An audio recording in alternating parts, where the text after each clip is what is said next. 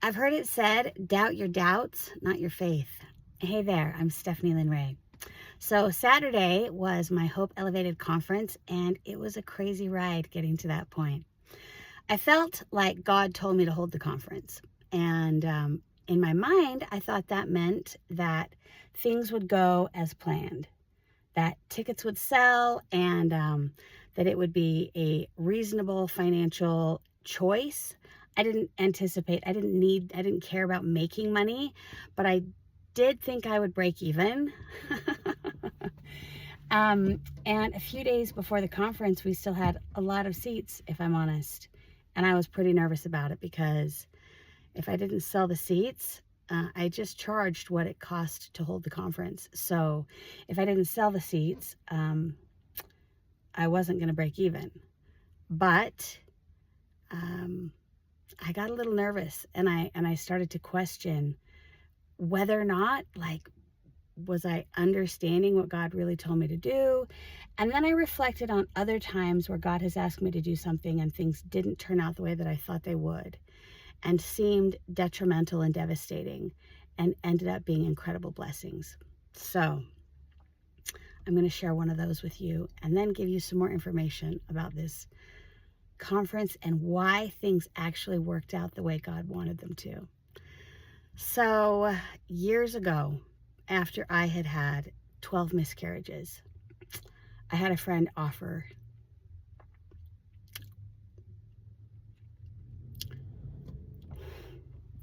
to be a surrogate and carry a baby for me. And me and my husband prayed about it. She and her husband prayed about it. And we knew it was what God wanted us to do, so we proceeded. And I remember going to the ultrasound. She was pregnant, went in to go to the ultrasound with her, see how the baby was doing, and the technician said something about, I cannot detect cardiac activity. And the baby had died. Number 13 for me. And I remember thinking, very sincerely, not from a place of anger, but confusion. Why? Why would God ask us to do this? To have another baby die? And I knew I had a daughter. So I put it away. And I decided to focus on being grateful for the 2 boys that I already had. And I put a post on Facebook about the experience and about the loss of the baby, and that I felt that I still had a daughter. And then I quit praying about a daughter because my husband was done trying. And so I couldn't talk to him about it anymore. And I just put it away and focused on gratitude rather than asking.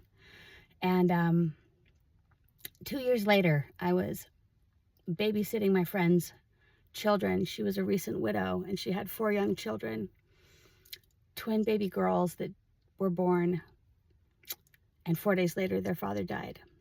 And as I was holding one of these little girls in my arms in the middle of the night while she worked a graveyard shift, I had an unmistakable feeling that I had a daughter.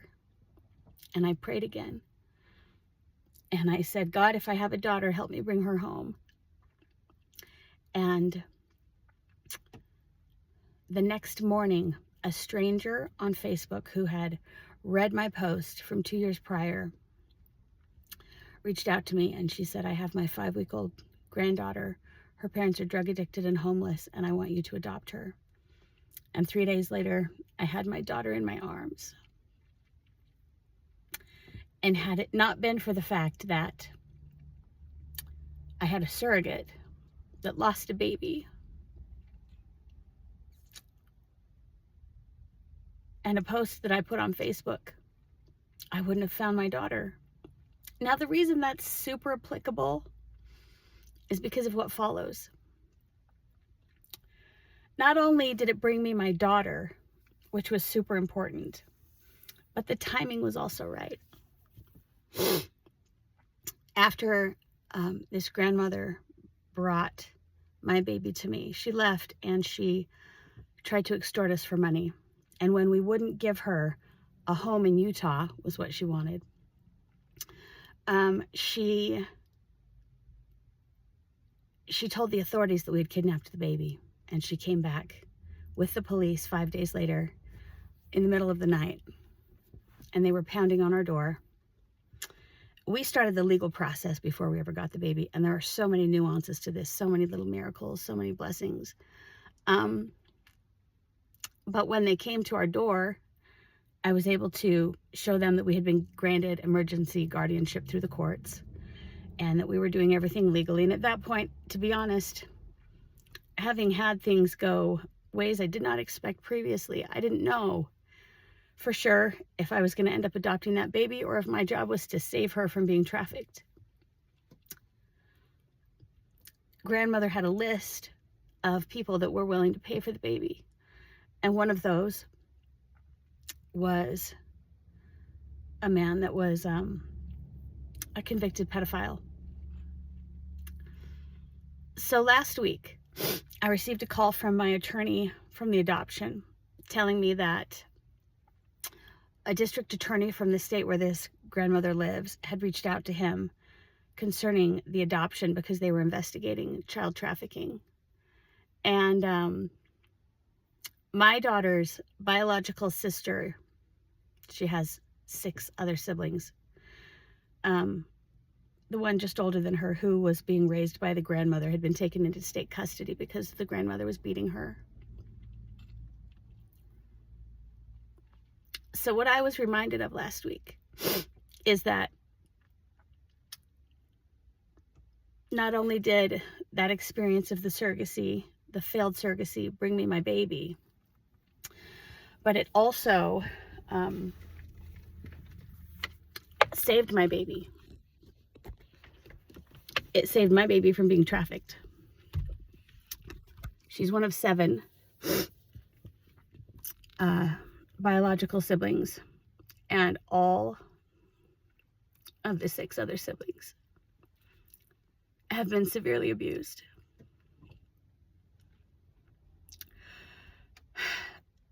So as I got that phone call, I refocused and decided to put the situation with the conference and the prompting that I had received in God's hands and trusted that He had a way that things were supposed to go that was beyond what I could see or understand. And I shifted my focus instead into making sure that whomever needed to be there would be there. And I cut the price in half. And I gave away free seats. And I did whatever I could to make sure that that room was as full as possible. After the conference, someone that was there reached out to one of the speakers and told him that he had come to the conference, this person had come to the conference, planning to take their life. That they had got in the car. We lose countless people to suicide. But because of the messages they heard at the conference, they had changed their mind. Had the tickets sold easily, that person wouldn't have been there. Had I broken even, that person wouldn't have been there. So, yet again, God reminds me to just trust the process and to focus on the fact that everyone is worthy of love.